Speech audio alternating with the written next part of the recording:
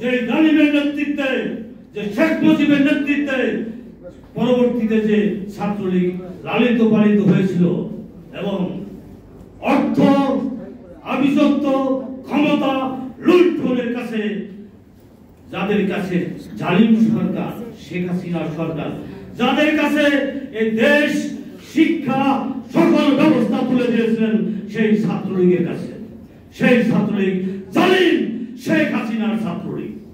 এবং দেশটিকে আপনারা জানেন, ছাত্রলীগের একজন ফরিদপুর জেলার সভাপতি 200 কোটি, 2000 কোটি, 4000 কোটি, 100 কোটি, এ কি একটা দুইটা টাকা? সেই অর্থটা কি লুণ্ঠন করে দেশে পাচার করছে।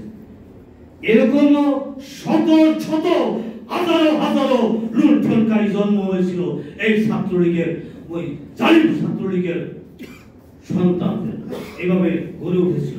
আমাদের জাকপা ছাত্রলীগ চ্যালেঞ্জের সাথে আমরা বলি, জাকপা ছাত্রলীগ যতদিন এই ধারাবাহিকতায় যারা রাজনীতি করেছেন, তাদের আরেস্ট পর্চা, সিএস পর্চা, জীবনযাত্রা, এখানে গোয়েন্দা বিভাগের লোক থাকতে পারেন, সরকারি কর্মকর্তা, আমরা চ্যালেঞ্জ করে বলতে চাই, একজন দেশপ্রেমিক লোকের যে সাহিত্যিক বৈশিষ্ট্য আমাদের ছাত্রলীগের অতীতের ধারাবাহিক যে ভাইরা নেতৃত্ব দিয়েছেন তারা রক্ষা করেছে। আমি চ্যালেঞ্জের সাথে কথাগুলি নেই কারণ বললাম ছাত্রলীগের প্রতিষ্ঠাবার্ষিক পাঠ আমি ক্লোজ করলাম এই কারণে, আমরাই হলো ছাত্রলীগ, সত্যিকারের দেশপ্রেমিক ছাত্রলীগ, যে ছাত্রলীগ কমিটমেন্ট দিয়ে জন্ম হয়েছিল, সেই ছাত্রলীগের ধারাবাহিকতা আজকে লালন হচ্ছে।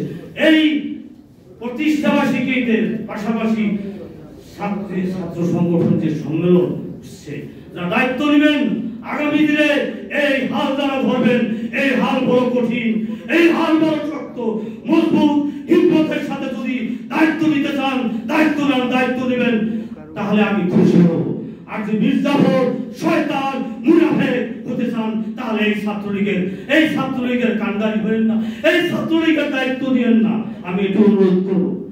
আরেকটি কথা বলে আমি বক্তব্য শেষ করব, সেটি হলো যে ভাইরা, যে সমস্ত ছাত্র সংগঠনের নেতৃবৃন্দ খুব সুন্দর মালা বদল এবং 24-এর পূর্ব, স্বাধীনতা পরবর্তী এখন অবস্থা কি করণীয়, যে সমস্ত তীক্ষ্ণ সাহসিকতার সাথে বক্তব্য দিয়েছেন, তাদেরকে স্যালুট জানাই।